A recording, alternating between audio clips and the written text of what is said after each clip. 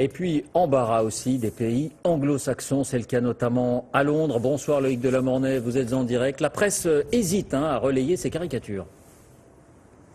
Ah oui David, le nombre de journaux britanniques qui ont osé reproduire cette couverture de Charlie Hebdo se compte véritablement sur les doigts de la main. Et encore, vous le voyez peut-être sur ces images, ceux qui ont osé le faire le font de manière très timide dans les pages intérieures et en tout petit format. Et puis, à la télévision, on a assisté à cette séquence assez incroyable pour des observateurs français. Hier, c'était sur Sky News. Vous allez voir avec la journaliste française Caroline Fourest, interviewée, qui a voulu montrer cette couverture de Charlie Hebdo et qui a été coupée net. Retour sur le plateau précipité. On regarde cette séquence et on en reparle juste après.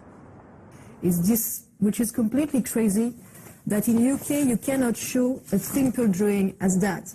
With Mohammed at Sky News, we've chosen not to show that cover, so we would appreciate Caroline not showing that. I do apologise for any of our viewers who may have been offended by that. As you know, here in Sky News, we've taken the editorial decision not to feature the cover of Charlie Hebdo.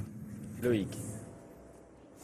Alors oui David, vous le voyez effectivement, alors on ne va pas dire qu'il n'y a pas de liberté d'expression au Royaume-Uni, ce serait ridicule, mais c'est vrai que c'est peut-être la seule ligne rouge, le seul tabou, c'est d'insulter ou de caricaturer les religions. On ne va pas faire un cours d'histoire ici ce soir David, mais il n'y a pas eu de révolution française ici évidemment au Royaume-Uni. Il faut rappeler que le chef de l'État, la reine Elisabeth II, est à la fois chef de l'État et chef de l'Église anglicane. Donc vous voyez, pas véritablement de séparation entre l'Église et l'État. Et puis il y a cette société multiculturelle, on en parle assez souvent, où il y a effectivement, où on autorise le port de signes extérieurs religieux de manière tout à fait normale dans les administrations de la police. Vous le voyez, la laïcité n'est pas le ciment de la nation et de la société britannique. Merci Loïc.